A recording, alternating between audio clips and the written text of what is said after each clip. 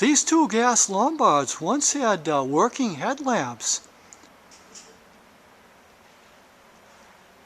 They both unfortunately are missing the switches. Terry Harper came up with a design that looks aesthetic, and Chris Rueby has made 4 of these brass-plated face plates and knobs with custom switches. We're going to install one and see how it works.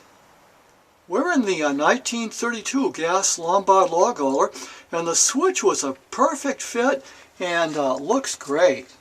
Let's see if it moves nicely. Lights are on.